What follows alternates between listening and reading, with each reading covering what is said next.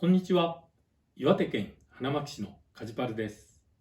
ハウスクリーニングをメインに家事代行や皆様のちょっと困ったを解決しております。